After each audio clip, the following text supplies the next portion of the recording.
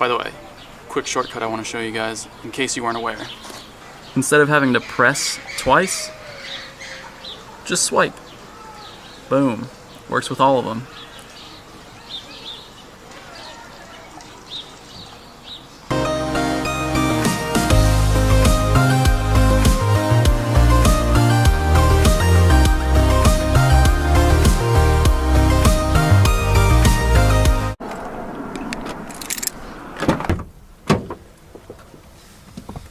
Today, I just want to catch some Pokemon.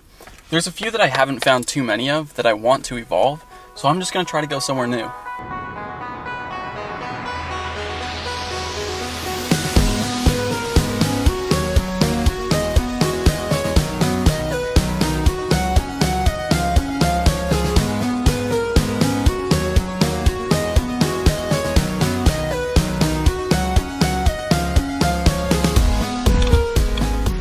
Alright, I'm here. I just parked.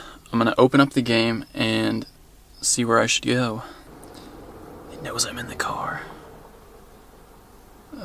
Looks like there's Pokestops over there. Tons of grass flying in this park. Tons of grass. And a bunch of Pokestops that way. So, maybe I will head up this... Ooh, that's a lot of Pokemon. Eevee. Definitely want to catch that.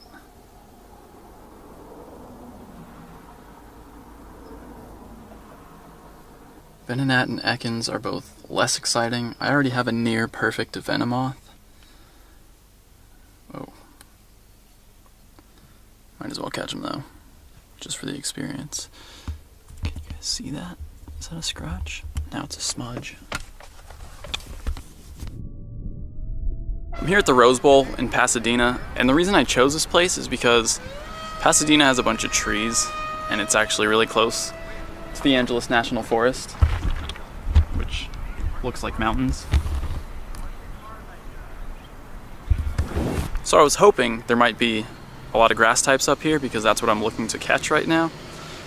But it seems like it's a pretty similar distribution to what I have back near home.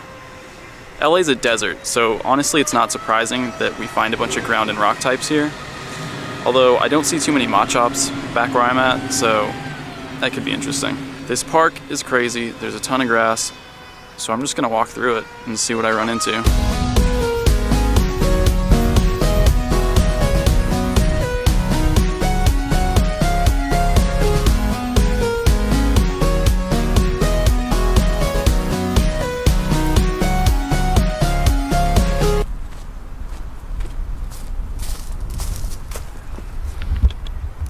There's a new theory, and again, I don't remember who posted it, but I'm going to give you credit right here. Look at that, a Shelder. Interesting. Okay, so this is perfect. The theory is that Pokemon spawns are based on keywords using Google's Places API, which would explain why some people see water Pokemon spawning in the middle of cities. If you look around, sometimes there might be a fountain or a store with water in the name or something water related. So this seemingly out-of-place Shelder, I'm gonna go see what's over there.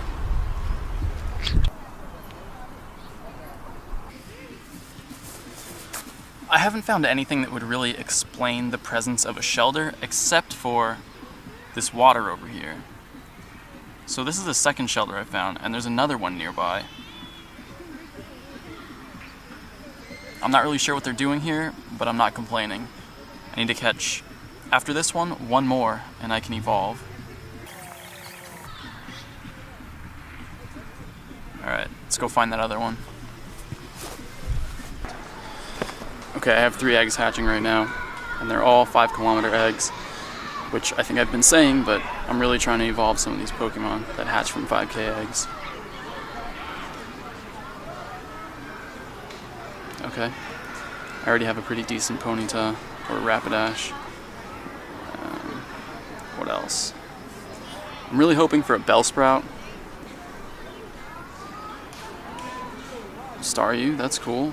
I am ready to evolve Staryu, and I do have one that's already above 80% IVs, but now I'm going to check this one and see which one's higher. Last egg.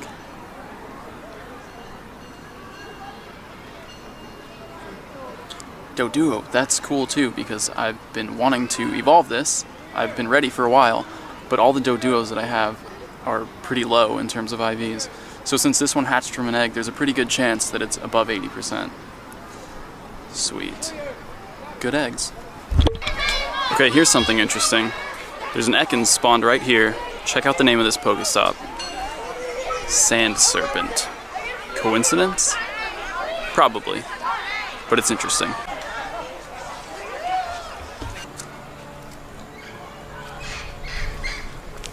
Okay, still haven't found that other shelter, but I did find a pool, the aquatic center, and a fountain.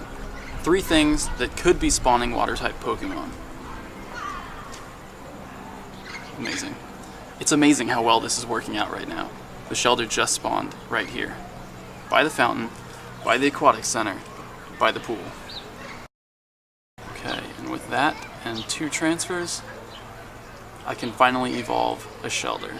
Okay, another trend I've been noticing is that there's quite a few fighting type Pokemon around. Not so much down here, but closer to the stadium there were a lot of Machops, and now I just found a Primeape. Stadium seems like an interesting keyword that would spawn fighting type Pokemon. Since I'm pretty much done here at the park, I'm gonna walk back up towards the stadium and see if I can find some more fighting types over there. I also want to try to track down this Rhydon, and I guess I don't even have to do that. I just found it. Should I do some sit-ups while I'm catching it? Might as well since I'm here.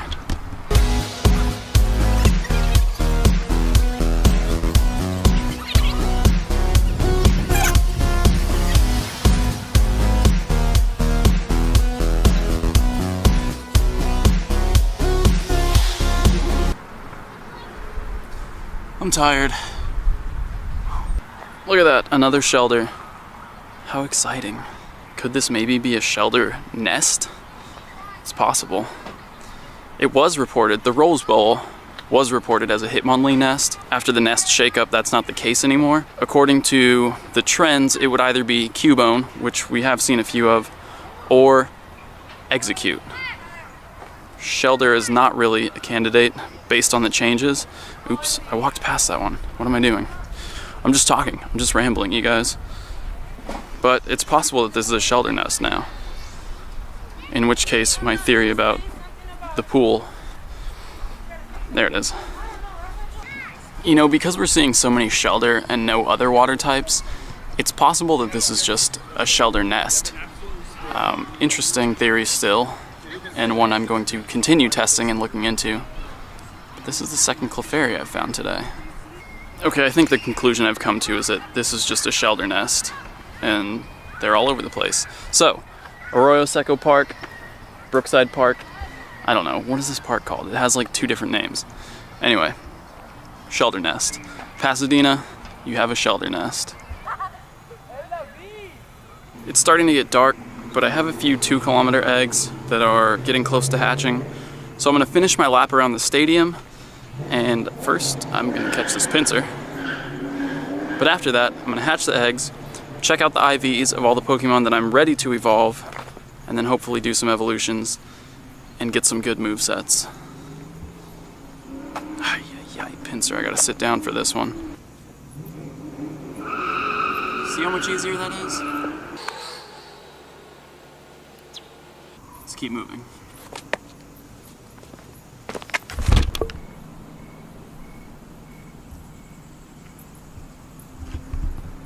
Okay, I came to a dead end, which is a bummer because there's a Wigglytuff on my radar.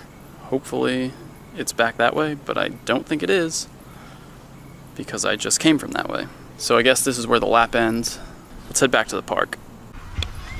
Okay, super dark, but I just found a Charmander, and that's pretty exciting since I haven't really seen a whole lot. 16 candies. Only 3 more Ooh, and an Eevee. Oh, and my eggs are hatching. I'm gonna get in the light for this. Well, just to recap, I just hatched all those eggs without actually recording what I was doing.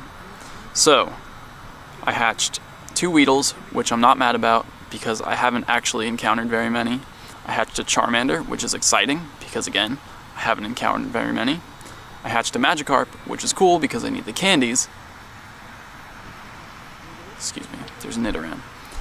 I hatched a Bulbasaur, I'm halfway to Venusaur, and with the amount of Bulbasaur nests that I've been to and that you guys have seen me go to, I should have Venusaur by now. I guess I just need to try harder. And then I also hatched a Zubat, which is not exciting, but I do want to evolve another Zubat because my Golbat currently has a terrible moveset.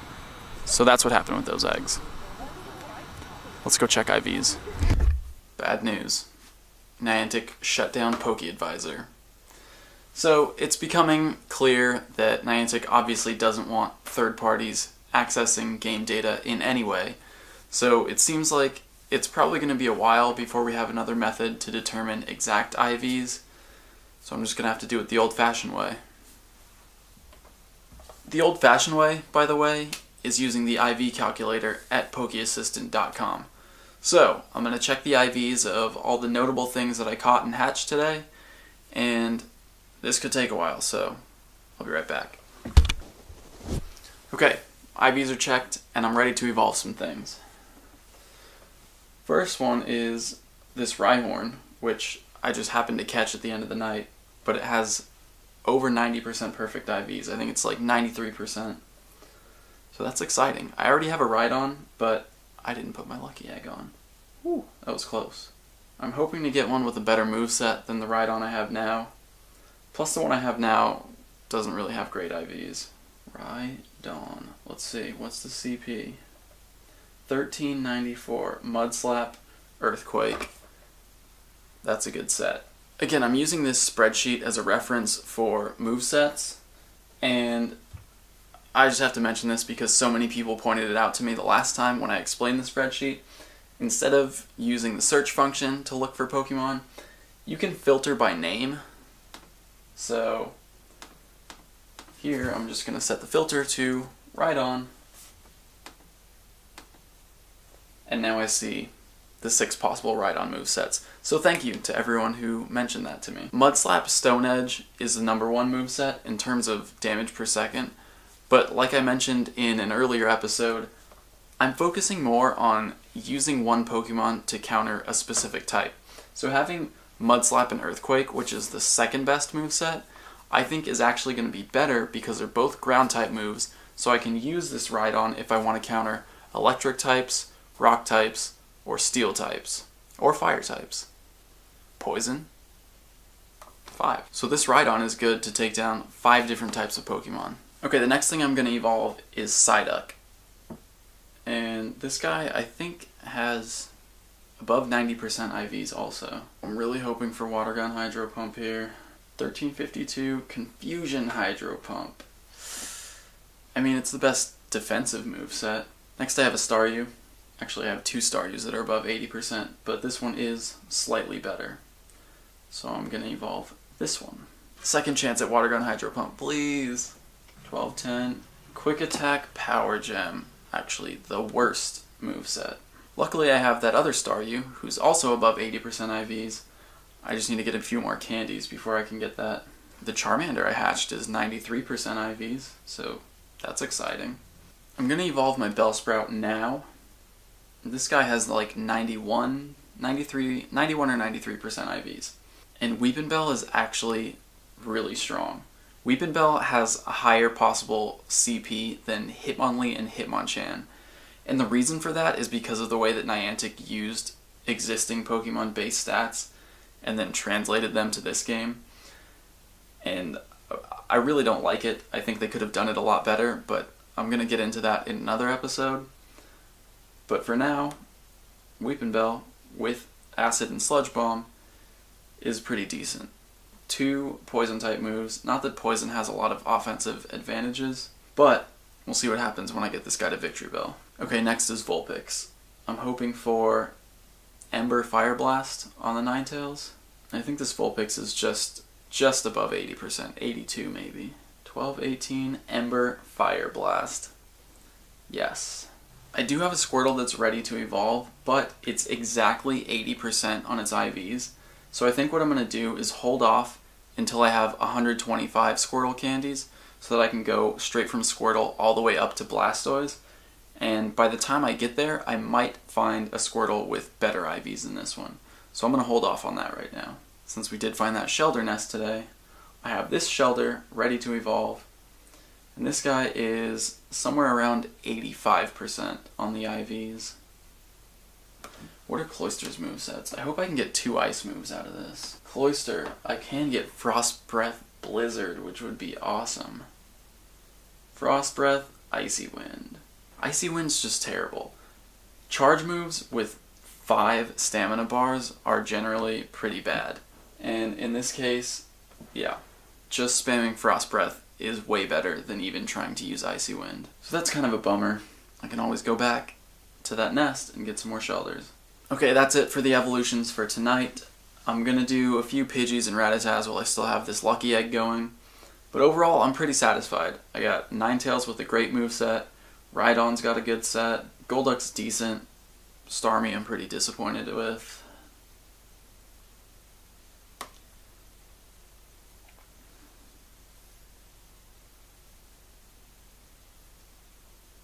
Anyway, that's it for tonight, guys. Thank you for watching, and see you in the next episode. What's up, guys? We're here at Long Beach State. Best thing about universities, it's a hot spot for Pokestops and gyms. The reason we chose Long Beach State is because we actually met here like 10 years ago almost as roommates, right? Here.